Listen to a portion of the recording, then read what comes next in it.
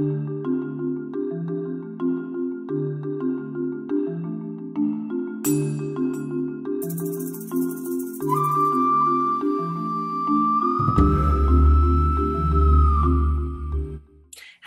and welcome. This is the Voices of APPAH, and I am Rebecca Thompson. I am here today with Jeane Rhodes.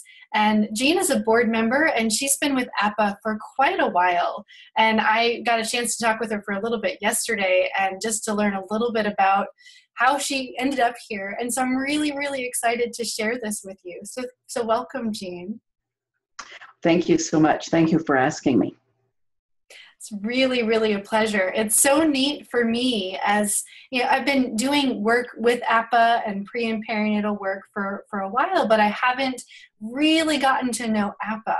And so this has been such a fun experience for me to get to talk to people like you who have been with APPAH for a while and learn a little bit more about the history, learn a little bit more about how we got here. Yeah. So I think that the history is important, and if we don't know it, we're doomed to repeat it. We're doomed to repeat it, or we need to be able to get that path the way that we want to go. We want to head it in the direction we want it to go. So tell us a little bit. I know you've been with APPAH and you've been doing this kind of work for a while. So tell us how you began. How did you get interested in this work? Okay, well, I'll share the story about, I was a yoga teacher at the time, doing classes in my home, and I wound up with my daughter, a daughter-in-law, and stepdaughter-in-law, all pregnant at the same time. Wow. And in my yoga class. I was also working on my bachelor's degree at the time and designed an independent study in preparation for childbirth. Decided, okay, that accomplishes two goals for me at one time. And in that process, discovered Thomas Verney's book, The Secret Life of the Unborn Child. Total news to me. I think we all have that moment. I think we all have that moment of, wow. Yeah, and then a few weeks later when in a bookstore, David Chamberlain's book, which was titled Babies Remember Birth, at the time, it was later retitled The Mind of Your Newborn Baby. It literally fell off the shelf and said, okay, you have to take me home too. I contacted Thomas Verney through his publisher because I wanted to design a course in my master's program about this, but had no idea what to call it. I mean, right. So that wasn't the name for it. At least I didn't know about it. Yeah. And he responded to me and said, you have to come to the Congress. We're having a Congress this fall, and I think it was in the fall that year. It turned out to be at Amherst, Massachusetts. That was 1989. And that was my introduction to APPAH. And it was a wonderful one because Thomas then met with me, suggested an interview project with 2.5 to 3.5-year-old children, which I did undertake as part of my coursework. And it was later published in APPAH Sharing Space in the journal in 91.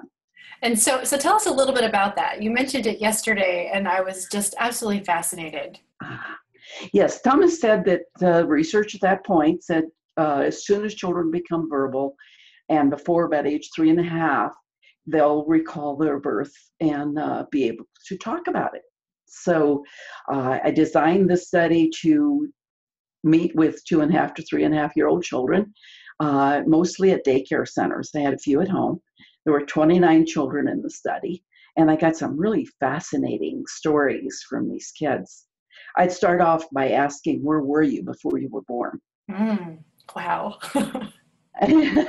And if they said, oh, in mommy's tummy or something that they might have been told, I didn't record that as a positive response. But if they said something that was from their own perspective, then I counted that as a positive response. And the first, I think it was about the 5th interview, 3-year-old boy.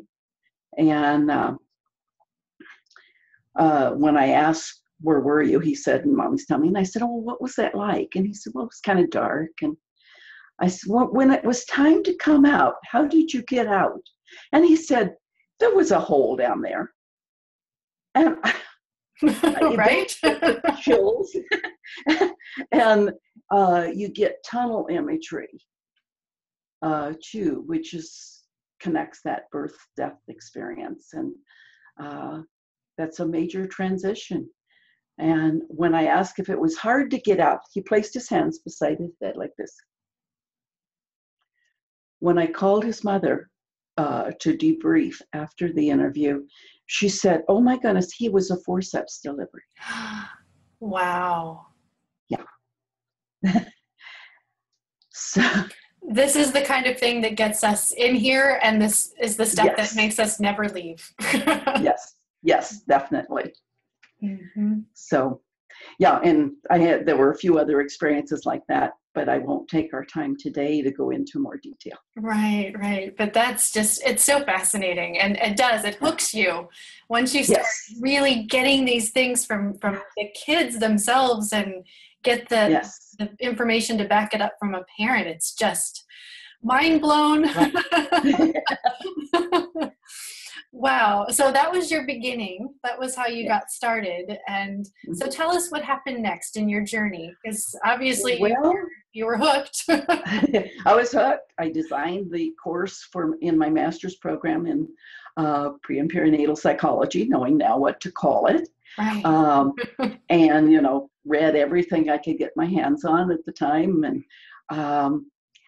then decided my master's was in counseling psychology. It was more open, hadn't quite zeroed in, but by the time I finished that study, was ready to really dedicate more time to this topic and learn all I could. So decided that my PhD would be in pre and perinatal psychology, and I designed my own and designed the coursework, spent 5 years completing that. And the final project there, I had hoped would be a follow-up on those interviews with kids. But one of my degree committee members at the time said, oh, you don't want to waste your time doing that. Nobody believes that what children say at that age is reliable anyway. Why waste your time? So I, kind of took that in and thought about it for a bit and decided, okay, I know a way around that. We'll use body language. And my research for the PhD won't be the interviews. And I wanted to videotape them to capture things like this, which didn't come across in just writing about it. So decided, well, okay, if I use body language, what's the best tool to use? And I had, in my reading and research, my master's thesis was called Aware Beginning. No, that's the PhD, excuse me. Now it was it was a literature search on yoga and therapy. And in doing that literature search, discovered a work by researchers in Italy, Tahani and Iana Roberto, who found in an ultrasound study a child in what looked like lotus pose in the uterus. Wow. And so I thought, that's a pretty clear sign that yoga goes deeper in the psyche than just a tradition from India. In fact, you mentioned that you're getting ready to go to Costa Rica. My only visit to Costa Rica was to a North-South yoga conference when I was part of an organization called Unity in Yoga.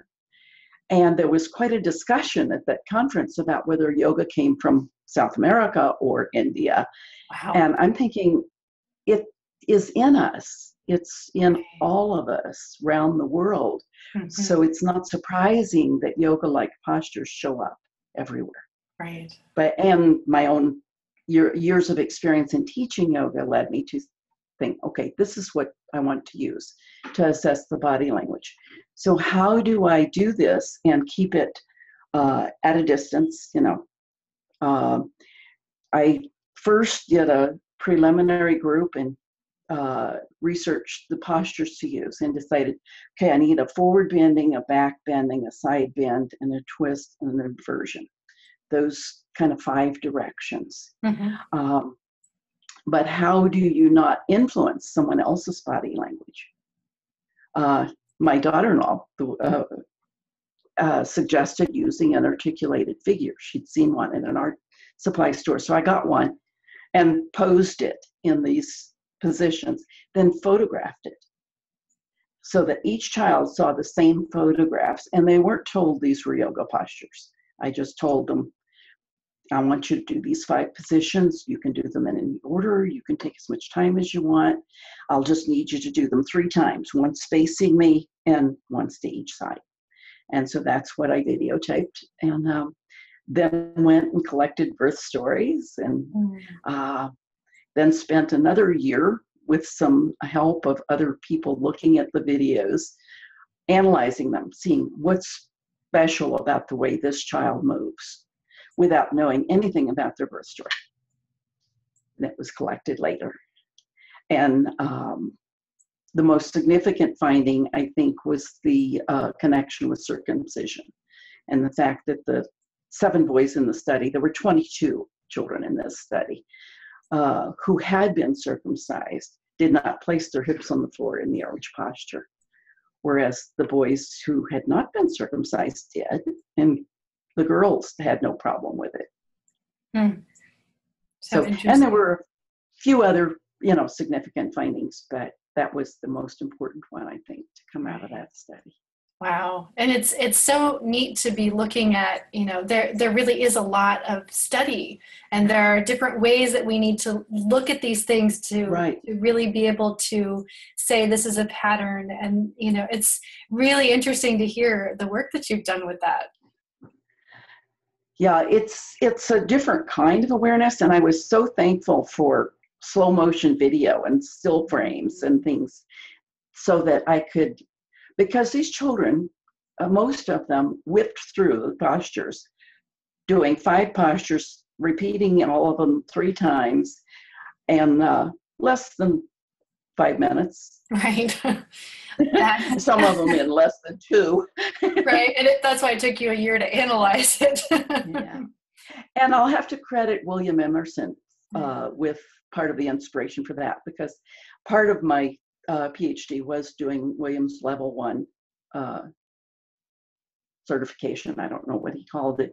And he used a technique called video reflection, in which you would sit facing a video camera, and he would ask you a question that he knew would trigger some deep feelings, and then videotape that, and then analyze the videotape.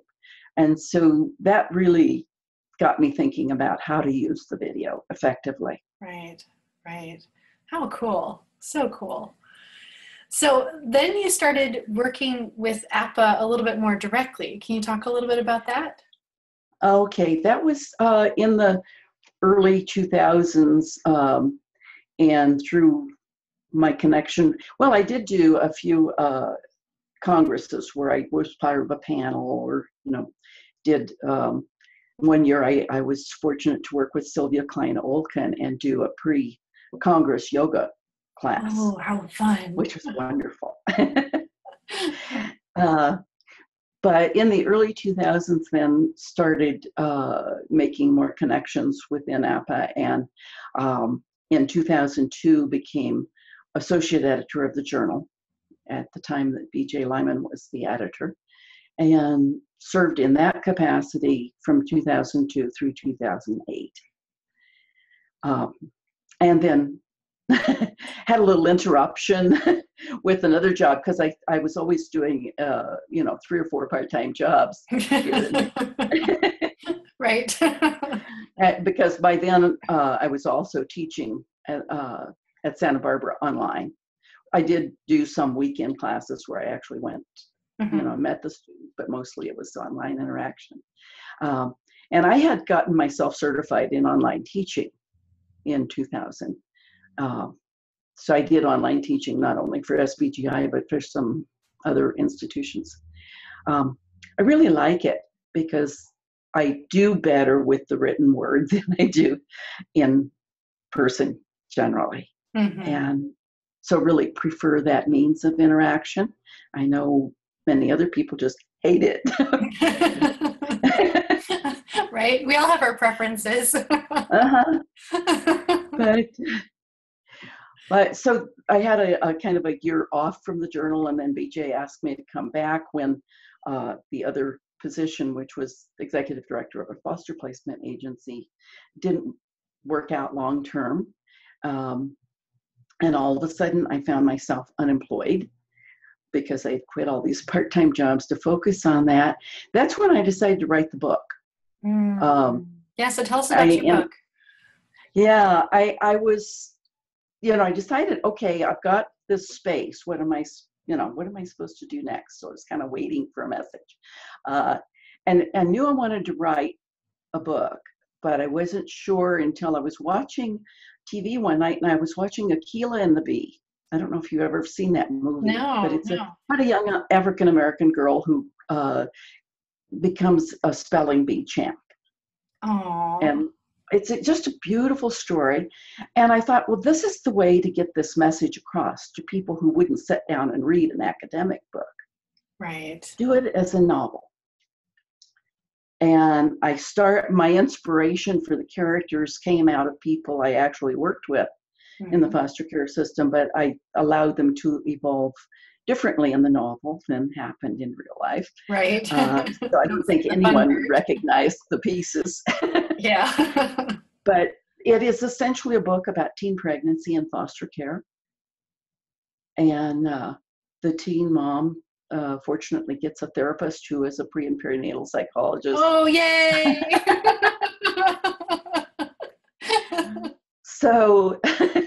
So I got to weave in a lot of the pre and perinatal information how cool. into the story. And the last chapter of the book is told from the baby's point of view in utero. Wow, that's so neat. Yeah. Oh, I can't wait to read that. It was and I don't know if I write another book, if I would do it the same way, probably, because it seems to be my style, is I just start doing it and let the story come through itself. Yep. I had no idea where it was going to go when I started. That's good. That's like the best writing comes out of that, I think. Yeah. Yeah. Beautiful. So that's so exciting. That's so exciting. So I need to find your book and read it. So I'll add that to my list. And so now you came back to the journal and took over. Yeah. So what happened after that? Well, I became very overwhelmed. I tend to not be able to say no. I'm sure no one listening can relate to that. So I came back as editor. BJ decided that she needed to evolve out of her position as editor, and I came back as editor, and she stayed on with me. But unfortunately, the next year became severely ill and passed from this life, and I missed her. We worked together for so long. Yeah. And so as editor, then I was asked to join the board. So I became a board member in spring of 2010, and continued in that role until the end of 2012, so almost 3 years. I also took on, monitoring the Facebook page, and I was co-chair for the 2011 APPPAH Congress and chair for 2012. So tremendous amount, APPPAH pretty much consumed my life. Right. It's a good thing you like it, right? Yeah. And then due to the enormous amount of pressure with all of those duties after the Congress, I did resign. At that point, I was also vice president of APPPAH, and decided to resign and kind of take a breath and recoup and see where to go next. So I left at the end of 2012, and then Sandra Bardsley approached me in the fall next year and said, would you be willing to come back? There's some things have changed. It won't be as intense as it was. And so after thinking about it for a while and talking it over with Sandra, she said, you can come back as board member or you can come back as ED. And I said, well, I think because of my prior business experience, I once was a small business consultant too. Right. You've worn so many hats. Yeah. That would be, that I could best serve APPA in that capacity. So that's the agreement we made. And so that's what you've been doing over the last several years. Well, since January of 2014. So it'll be 2 years. So 2 years. By the time I complete this transition. Right. And so right now you're really in the position of knowing what's happening in every aspect of the organization and getting the hands to talk to each other and work together. And work closely with the executive board, with Sandra and Dennis and now John Chamberlain, and work closely with our webmaster. Have been involved in all of the changes to the website over the last couple of years. So, yes. You're busy. Very busy. My husband says I'm chained to my computer most of the time. Wow. Well, we're so glad that you have stepped in and that you have done such a beautiful job of bringing everybody together. I can see how much it's grown just since I've been with APPA. And that's just an amazing thing. And so, just thank you for all those hours you spent chained to your computer. Well, I do want to say that why it worked this time, I think, is the teamwork involved. Sandra's done a magnificent job of drawing in people, especially younger people now, to make this teamwork so that each person can contribute the part, using her metaphor, the bees in a hive for all of APPA. But even the leadership, it really works that way. Everyone kind of doing their piece. Right. And making it work. And not all organizations run that way. And you need someone who has the vision to be able to say, we all work together. And we don't always know how to do that. We don't. We don't have that experience. So it's great. It's amazing. It's a new experience. It was really new for me. And that was probably my biggest adjustment because I've always been kind of a lone wolf. Right. Kind of. I work by myself. That's why I think I like the online teaching, because I can, be in my own space and, so that was a huge lesson for me over the last 2 years, is learning teamwork and how valuable it is. I think it's a big lesson for most of us. A lot of us are that way. We've been, our culture is so focused on independence and, do it yourself that we don't have a lot of practice with, we're going to work together and you do this part and I'll do this part. Oh, how cool. Many hands make light work, as they say. So it sounds like there's a lot that keeps you here, that keeps you involved, that keeps you excited, and the progress the organization has made, already. Yes. And I think I could see, especially after I started doing the Facebook page several years ago, how things were changing out there in the world, and I was seeing things happen. And APPA has to be part of this. We're going to miss this wave if we don't get involved now and recognize that we're not the only ones who have seen that the first 9 months of life are important, but we have the history. Other people need to know about us. Right. And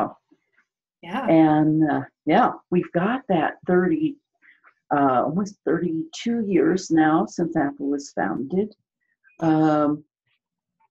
33. And, a wealth of information. The journal archives on the website is just the richest history. And we've just completed an audio project with Congress tapes from all our prior Congresses going back to I think 86, maybe. That's amazing. And those will become available before long. That's really cool. So it's been amazing to be part of all this. When I first got into it, I'll have to share this with you.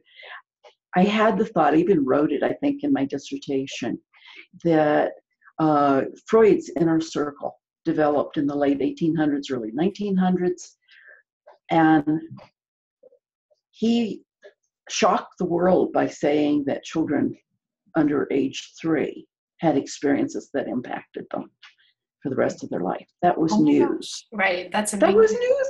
It's amazing that was news, but I know it was, but wow. So 100 years later, people in Europe and people in America began to talk to each other and discover that, hey, he didn't go far enough. It's that first 9 months that's even more formative. That's where we need to focus. And the European organization was formed in 1975.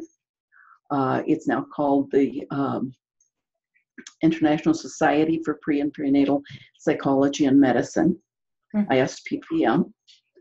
And APPAH began as PANA, the Pre and Perinatal Association of North America, and changed in 1996 to the current term, to include the physical piece, because originally both organizations focused almost exclusively on the psychology.